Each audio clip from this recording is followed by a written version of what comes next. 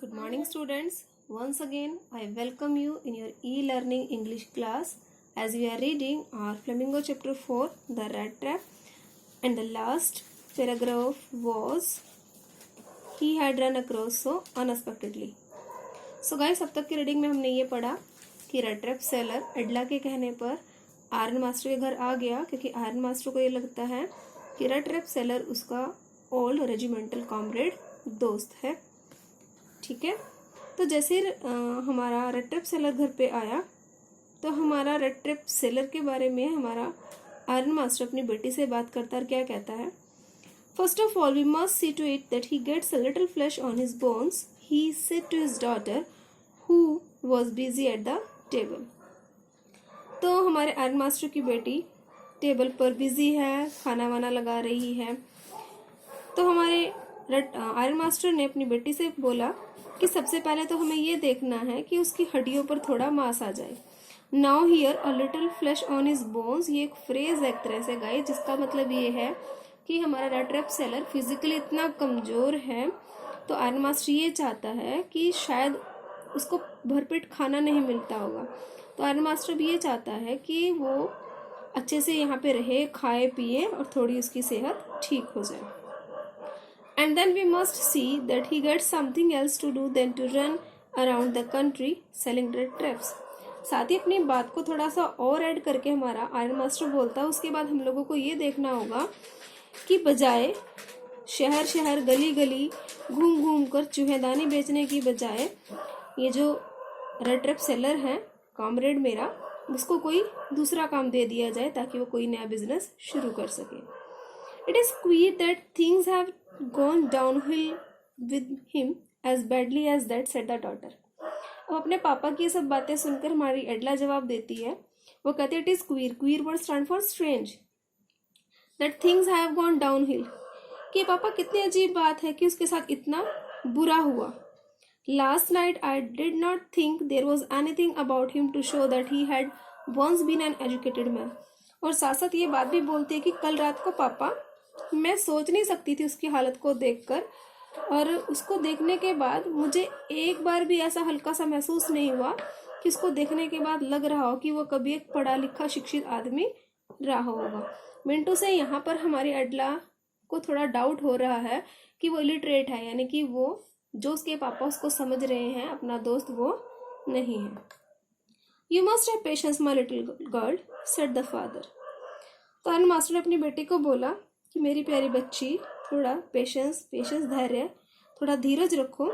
As soon as he gets clean and dressed up, जैसे ही वो साफ सुथरा होगा, साफ सुथरे कपड़े पहन लेगा, you will see something different, देखना तुम्हें उसके अंदर एक अलग रूप दिखाई देगा।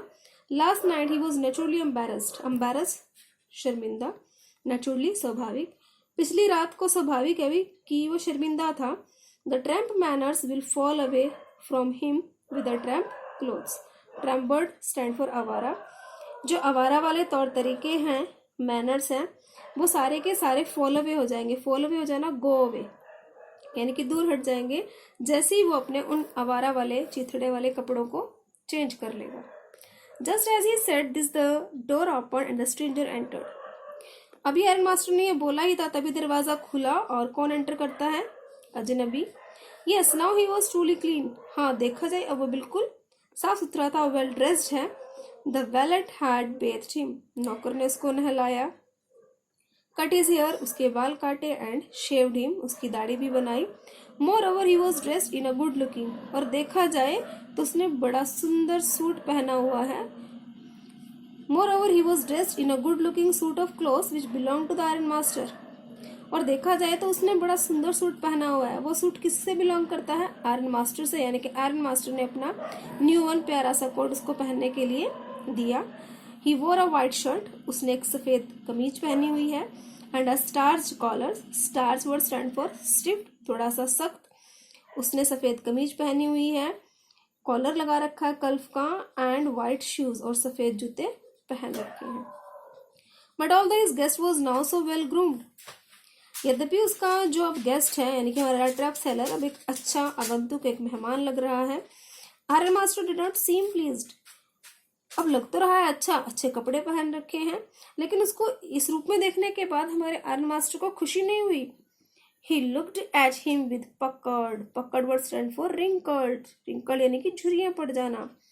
He looked at him with puckered brow. उसने अपनी भुहें चढ़ा ली. And it was easy to understand that when he had seen the strange fellow in the uncertain reflection from the furnace, he might have been made a mistake. It was easy to understand.